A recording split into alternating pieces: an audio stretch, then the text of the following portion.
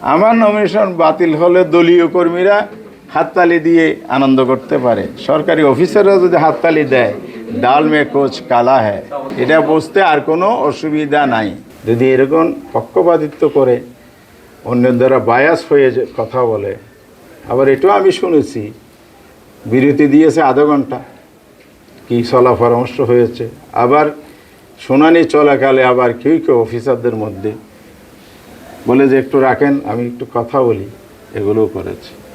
আরেকটা খুব জঘন্যতম কাজ করেছে, বিরতির সময় আমার প্রতিদ্বন্দ্বী প্রার্থীকে ফোনে ডেকে এনে তার লোক এনে আবার একটা পিটিশনও ওরা নিয়েছেন, যে পিটিশনটা শুনানির প্রথম দিকে ছিল না। তো এগুলো সব যে পক্ষপাতিত্ব, বায়াসনেস, এটা আমাদের কাছে একেবারেই স্পষ্ট। সুতরাং আমরা চাই দেশে একটা সুন্দর নির্বাচন হোক, সুষ্ঠু নির্বাচন হোক। আগামী 12 ফেব্রুয়ারি এই নির্বাচনে দুটি নির্বাচনের ভোট আছে, একটা হলো রেফারেন্ডাম সংস্কারের পক্ষে বিপক্ষে হানা ভোট, আর একটা হলো জাতীয় নির্বাচন 300 আসনের পার্লামেন্ট সদস্য নির্বাচিত করা, যারা আগামী দিনে দেশ চালাবে। সেই জায়গাটার বড় আমানতদারির দায়িত্ব হচ্ছে প্রশাসন, যাদের হাতে পুরো ইলেকশনের দায়িত্ব। ওনারা যদি নিরপেক্ষ না হন, ওনারা যদি বায়াস হন, ওনারা যদি ফেসিবাদের দোসর হয়ে কাজ করেন, নির্বাচন বানচালের ষড়যন্ত্রের সাথে লিপ্ত হয়ে যান, তাহলে এটা জাতির জন্য বড় দুর্ভাগ্যজনক হবে। ন্যাচারাল ব্যাকটেরিয়ালাইসিসের সুরক্ষায় ফ্রেশ ও অ্যাক্টিভ সব সময়। এখন ধুলাবালি জীবাণু ঘাম ক্লিন বোল্ড রিমার্ক।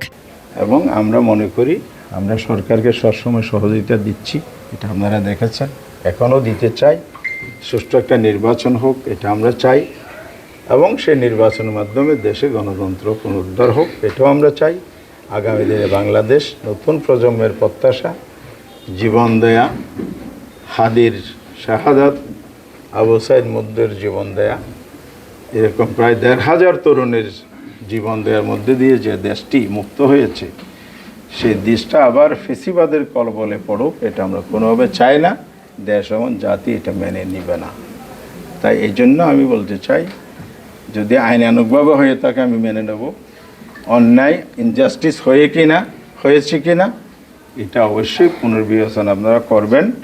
অন্যথায় নির্বাচন সুষ্ঠু যে হবে না, আমরা যে আশঙ্কা করেছিলাম, এটা প্রমাণিত হবে।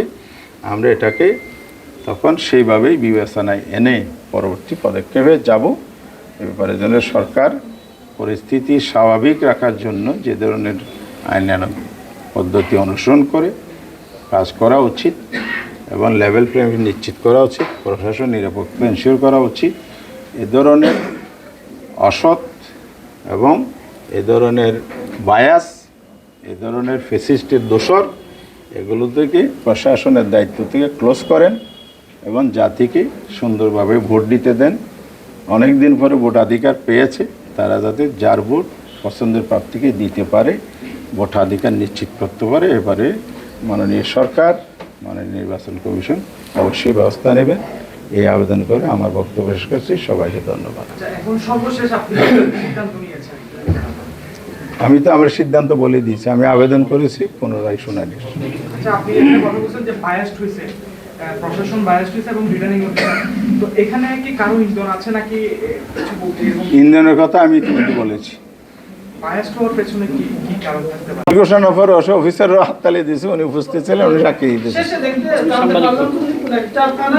হ্যাঁ, সাংবাদিকদের না, এটা জব তো আমার ওই দেশ টিভির আব্দুর রহমান ভাইয়ের প্রশ্ন আমি দিয়েছি। তা আপনি যেহেতু সেখানে একজন সাংবাদিক হিসেবে দায়িত্বরত ছিলেন, তা আপনার এভিডেন্স চাইতে যথেষ্ট। আমার নমিনেশন বাতিল হলে দলীয় কর্মীরা হাততালি দিয়ে আনন্দ করতে পারে, সরকারি অফিসাররা যদি হাততালি দেয় ডাল মে কোচ কালা হ্যায়, এটা বুঝতে আর কোনো অসুবিধা নাই। এখানে তো ওনারা দলীয় কর্মীর ভূমিকা রাখলে তাহলে আলটিমেটলি নির্বাচন কি হবে, এটা তো পরিষ্কার।